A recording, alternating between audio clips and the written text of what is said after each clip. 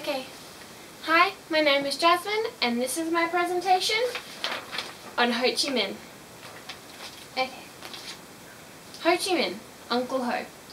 The Vietnamese George Washington, or dangerous expansionist communist. How important are these perceptions of Ho Chi Minh in forming American attitudes and policies on Vietnam at the time? So here's the quickest biography I can give without leaving anything too important out. Ho was born Nguyen Tat Tan on the 19th of May, 1890. Ho was raised to fight against imperialists. His father was an officer who had resigned to protest French rule in Vietnam. Though his father had hated the French and refused to learn the language, he sent his children to a French school, and so Ho learned how to speak, read, and write. In 1911, he travelled on a steamship liner working as a kitchen hand, and in 1917 settled in Paris, where he worked in a newspaper. While there, he adopted the alias Nguyen A Quoc, or Nguyen the Patriot, and was one of the founding members of the French Communist Party. In 1919, he offered a proposal for equality and basic freedoms for the Vietnamese people at the Versailles Peace Conference. He was unsuccessful, but through his actions in Paris, he made a name for himself as Nguyen A Quoc internationally and in Vietnam, which greatly helped him in building his influence during the revolution. In 1922, he travelled to Russia, where he studied Marxism, amongst other things. From there, he moved to China and set up the Vietnamese Revolutionary Group. He was exiled from China, but returned in 1929, where he founded the Indo-Chinese Communist Party. After 3 decades of being away from Vietnam, he returned by sneaking over the Chinese-Vietnamese border in 1940.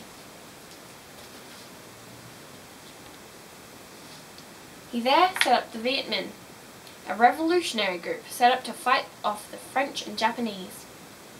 This was when he assumed the name Ho Chi Minh, or the Bringer of Light. When the Japanese surrendered, Ho and the Viet Minh took control of Hanoi in the north of Vietnam. On the 26th of August, 1945, former Vietnamese Emperor Bao Dai abdicated his throne and handed over the symbols of his royal authority to Ho Chi Minh. On the 2nd of September, Ho announced the formation of the Democratic Republic of Vietnam, basing the Vietnamese Declaration of Independence against the American counterpart. In this speech and declaration, he showed great admiration for America and was hoping to gain their trust and support. Though Ho had studied communism and its origins, he was a nationalist at heart. The French didn't recognize Vietnam's independence, and in 1946, war broke out. The war went on for 8 years, and after the big Battle of Dien Bien Phu in 1954, the French were pretty much defeated. A conference was held in Geneva, and amongst other things, the future of Vietnam and Indochina was discussed. Vietnam was split in two, north and south, and Ho and the Viet Minh were assigned to the north, where they set up a communist society.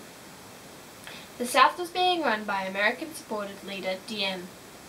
Conflict began again in 1960 when communist guerrillas attacked Saigon. Ho, now in poor health, while still leader, was in a largely ceremonial position, and policy was shaped by none other than members of the Viet Minh. The Americans got involved in the war in 1964 after the Gulf of Tonkin incident. Ho passed away in 1969 from heart failure, 6 years before the end of the war. So,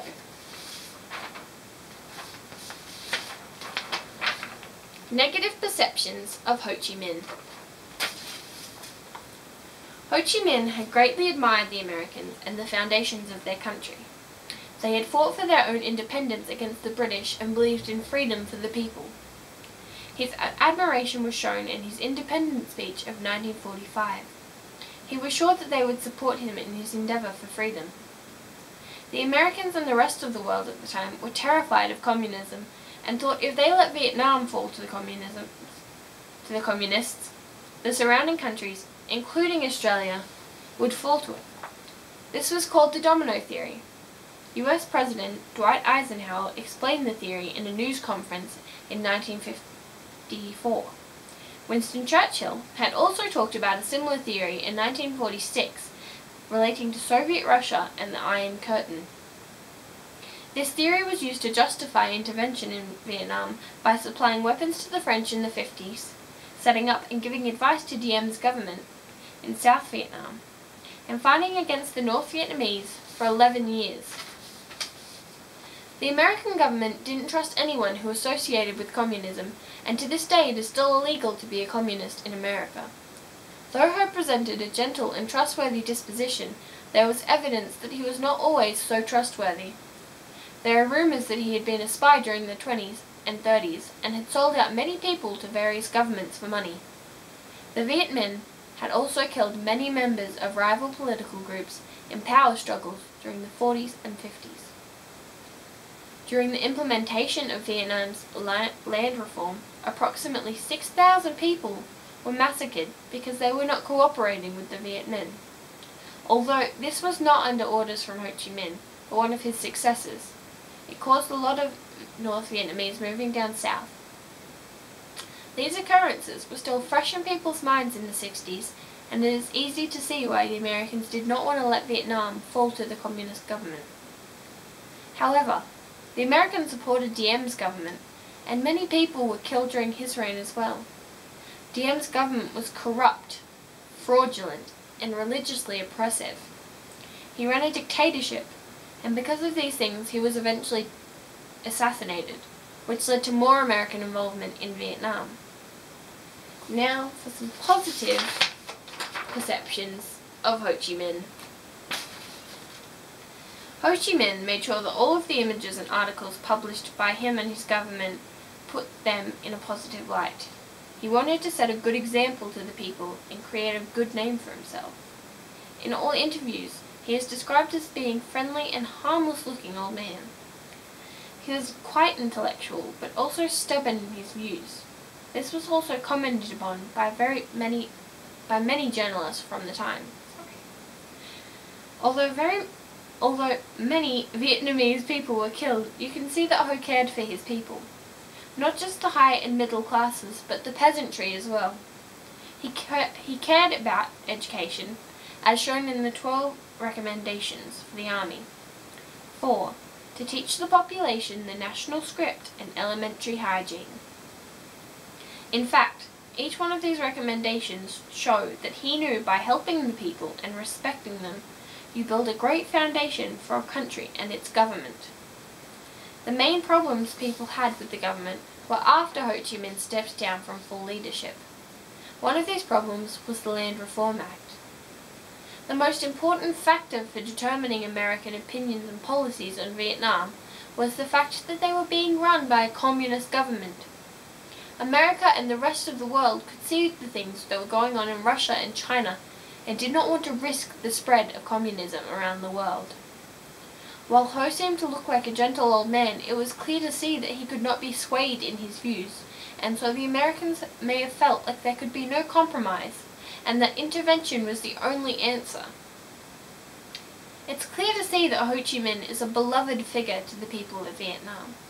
Even today, thousands of people line up at his mausoleum to see him and pay their respects. It is because of him that they are now a free, united country. All throughout his life, the things he did for his country and for the people who lived there. Vietnam would not be where it is today without the help of Ho Chi Minh, and so I believe that Ho was ultimately a nationalist first and a communist second. Thank you for your time. I hope you enjoyed the hats. Good day.